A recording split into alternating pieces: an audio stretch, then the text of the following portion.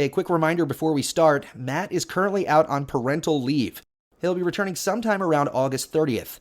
More details can be found on the main website, but in the meantime, I will be publishing an abridged version of the WTF Post every Monday, Wednesday, and Friday.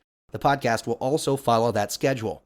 You can expect about 5 to 7 news items covering a slightly wider range of political news in about 2 sentences each. We will, however, be returning to our regularly scheduled WTF programming when Matt returns at the end of August.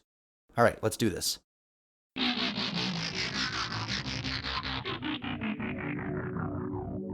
Hello and welcome to What the F*** Just Happened Today, your essential guide to the daily shock and awe in national politics. I'm Joe Amditis. Let's get to it.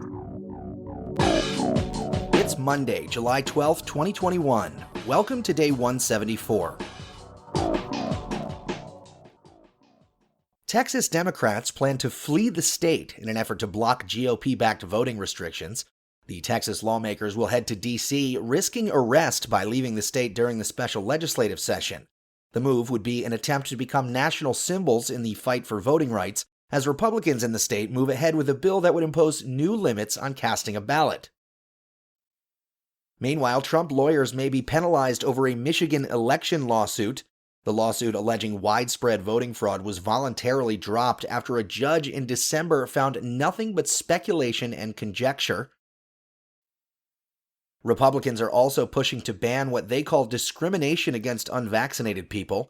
Legislation is being introduced in states across the country that would protect the civil rights of those who refuse to be vaccinated. Moving on, the EPA approved the use of toxic chemicals for fracking a decade ago, according to new files. The compounds can form PFAS, also known as forever chemicals, which have been linked to cancer and birth defects. The EPA approvals came in 2011, despite the agency's own concerns about their toxicity. Meanwhile, the FDA is expected to announce a new warning about the Johnson & Johnson vaccine related to a rare autoimmune disorder.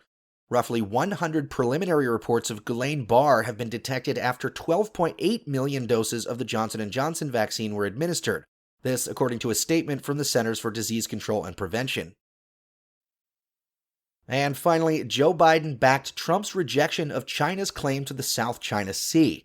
The Biden administration on Sunday upheld a Trump-era rejection of nearly all of China's significant maritime claims in the South China Sea.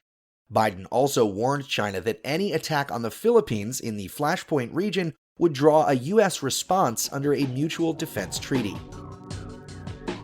That's all for now. You can find the links and sources for all of these stories on the main website. And as always, visit whatthefjusthappenedtoday.com for the latest news and headlines.